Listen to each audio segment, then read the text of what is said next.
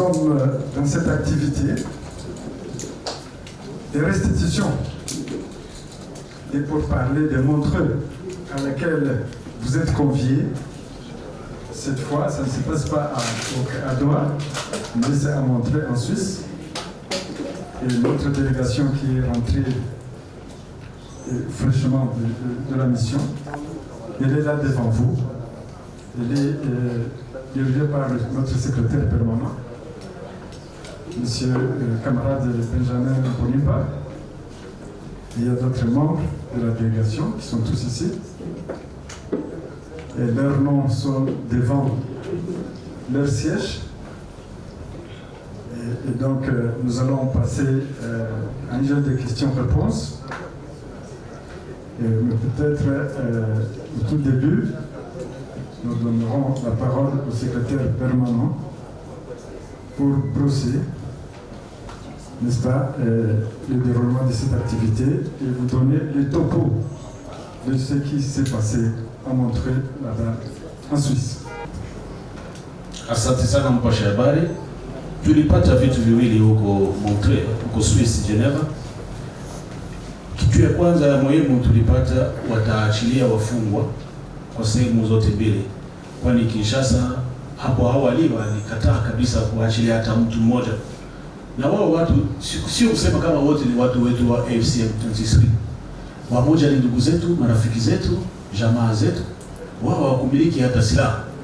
Wao tu ama wamoja kwani wanafanana kama mimi, kama Jean Paul, kama dada hapa, wanakufunga. Wanasema eti huyu ni mtu wa AFC/M23.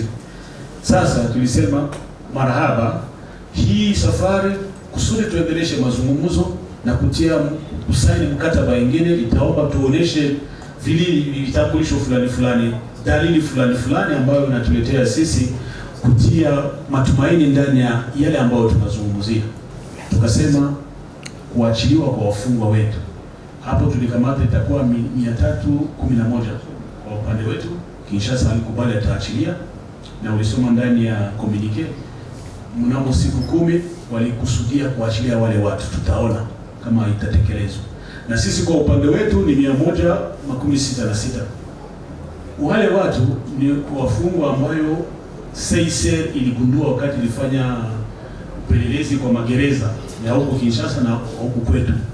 Na huko kwetu walienda kama vile Rumangabo kuona kwenye tunaweka wale watu wa Kongomani, walienda kwenye kaa ya Katino na walienda hata kwa hospitali. Na sisi tuliacha hata wa vijana wadogo wenye hawajaeneza umri ya kuwa ndani ya jeshi ambao wazalendo na FARDC walikuwa wakitumia, tuliwaita wa mineur. Tulirudisha kama 4 hivi kwa CICR kusudi wapeleke kwa majamaa zao na kuwapeleka Kinshasa. Hiyo ni kitu ya kwanza tulifikia huko Geneva, huko Swiss. Kitu ya pili tulifikia, tulisaini MOU, memorandum ambayo inapatia sasa ruhusa vikosi kwa kuenda kuangalia kama kulikuwa ceasefire imekuwa violate, na tuweze kustaki ni nani ambayo alivunja ceasefire wa kwanza. Na hiyo timu sasa itakuwa kwa watu 3 kutoka kwetu, kwa jeshi letu ya AFC na jeshi ya gavana ya Kongo FARDC watatumika pamoja, na kikao chao itakuwa hapa Goma. Hapa kuna jemadari wa Zambia anakaa hapa na timu yake. Sasa tunaenda kuongeza wale watu wa ndani ya timu kusudi waende kuangalia kazi watafanya, kukamata wakapata support ya MONUSCO ikiwasindikiza kwa ndege yao ama kwa magari zao kwenda kuangalia kama kulikuwa ceasefire ambayo imevunjwa na upande fulani. Ingine kitu ya tatu tumepata huko ni hii communique tulifanya sasa kusudi hao watu wanasaidia ONG, NGOs zinasaidia watu kuleta misaada, watumike bila kutatizwa. Watumike wakipita kwa checkpoint kama mabariere bila kutatizwa, bila kulipa matax vitu gani. Sisi kwa upande wetu sisi hatuna mabariere. Wewe unakaa hapa kama unajua hatuna bariere. Wale ambao wanakuwa kwa miji makabambi wanaingia, wanafanya control peke yake, hawaombe pesa. Kwa upande wa governor Kinshasa, wao ndio wanafanya checkpoint, wana vikundi nyingi ambao inafanya hiyo control. Tulipatana ya kwamba visa yao aid humanitaire convoy yao haitalipa tax na huku tulikuwa tayari tulipisha. Ni Kinshasa huku ndio wanalipisha. Na watakuwa naingia wanakuwa na passport humanitaire hatulipishi. Wanaingia kwa kutumika ni kwa intérêt ya population yetu.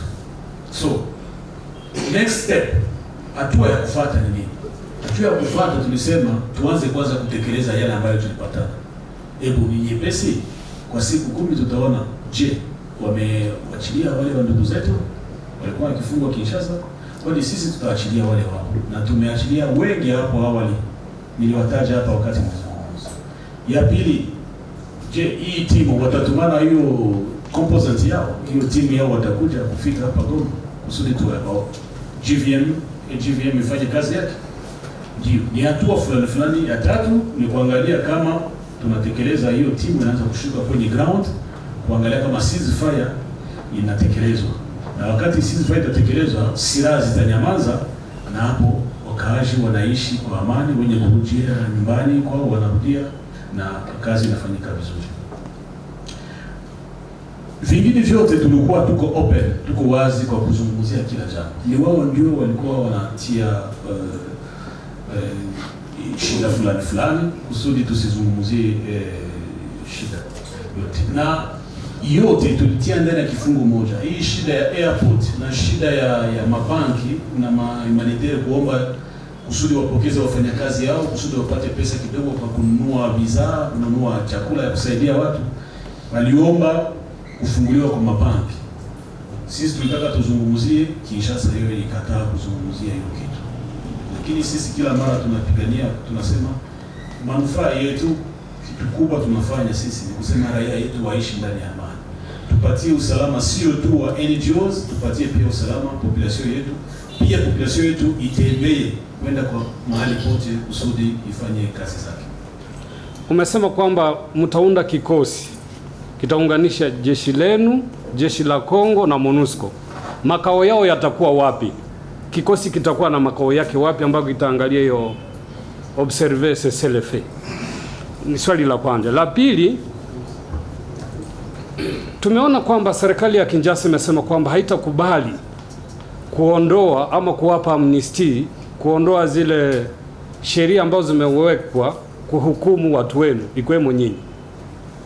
Alafu ya mwisho, wananchi walitaka kujua nini mumeafikiana, kwa sababu bado mapigano yanaripotiwa Masisi na hata kule Kivu Kusini, japo walisubiri pengine ceasefire. Asante.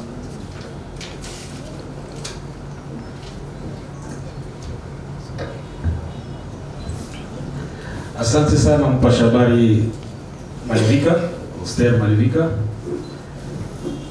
Hiyo vikosi, hiyo GVM Press itabaki hapa Goma. Na tayari wamoja biko hapa Goma. Ukatafuta hata ofisi yao utapata. Kuna huo General Zambien anakaa hapa. Tulikuwa naye hata huko Swiss Montreux. Na staff yake wanakaa hapa. Baadaye wakati tutaweka vikosi pamoja, wale wa expert wetu na expert wao watakuja kubaki hapa Goma na utawatembelea. Na hii ni nafasi nzuri, hakuna woga, watakuwa tunawapatia usalama. Unazungumzia Kinshasa imekataa kutupatia amnesty ama kitu gani? Wacha nikuelezee ndugu mpenzi. Sisi hatukukamata silaha tupigane kusudi watupatie sisi amnesty. Kuna shida kubwa ambayo iko inakumba nchi yetu. Wakati shida inakuwa, tunatafuta dawa kusudi tupate suluhisho. Na wakati tutapata suluhisho, hiyo amnesty itakuwa njia. Sio condition. Sio kama vile trofe, sijui zawadi wanatupatia ama hapana. Kila Mkongomani, nilizungumzia hapa, ana haki ya kuishi ndani ya nchi yake na kujuiri na haki zake zote. Sasa wakati kuna wamoja wanakuwa ndani ya hii njia tulikamata, ni kwa njia ya kisiasa ilishindikana sisi kuelewana na governor Kinshasa. Umoja wapo ya njia ya kufikia lengo yetu, tulichukua silaha kusudi tuzungumuze. Na wakati tunazungumuza, tutafikia kuzungumuzia mambo yote, ndio tuliita protection judiciaire. Na amnesty moja yapo ya hiyo ma protection judiciaire tutakuwa ndani. Kunakuwa kuanile ma poursuite, na sio government ya Kinshasa peke yake. Tuliomba hata Union Européenne na itazidi kuondoa masanction yao kwa ajili yetu. So ni kuzungumza, tukataka amani, kuna sacrifice, kuna bei, na ndani ya mazungumzo inakuwa unipe nikupe, ni kufanya maconcession. Na hapa ni kuna nafasi ambayo Kinshasa kama vile governor ambayo ilikuwa imechaguliwa na raia na ulimwengu wote, kuna makrim yenyewe hawezi kusamehe, crime de guerre, crime contre l'humanité na crime ya genocide. Hivi leo nakuelezea kitu ambayo inafanyika huko Minembwe inafanana na crime ya genocide, kwani wanakamata kikundi kimoja, wanawaima maji, chakula na dawa, wanataka wakufe pole pole pole pole pole pole, na wanazingira hiyo watu wote kusudi waweze wakapotea ndani ya eneo yao, wasikue tena. Hiyo inafanana na crime de guerre. Sasa Kinshasa haina somo ya kutupatia kusema watatupatia ama watatupatia, hapana, la. Na sisi hiyo masanction ya upande zote watakuwa oblige, wakati shida inatatulikana, waweze kuiondoa. Unaona president wa Syria kwa sasa naye alikuwa recherche, condamné kitu gani, lakini akipata madaraka amempatia hata fasi Etats-Unis na France na popote. Ni kusema ni njia moja yapo government ambayo inakuwa kwenye uongozi inaletesha watu woga kusudi nyinyi msipiganie haki yenu. Na nyinyi wapasha habari mna haki ya kufanya kazi yenu kama vile mnafanya kwa eneo yetu na kupasha habari ya kweli.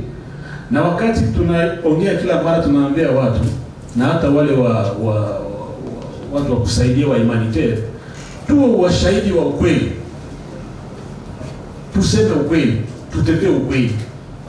Na wakati tunatetea ukweli, mtu mmoja anatetea ukweli, ukweli ndio unamweka huru. Sio amnistia ndio anatuweka huru sisi, hapa.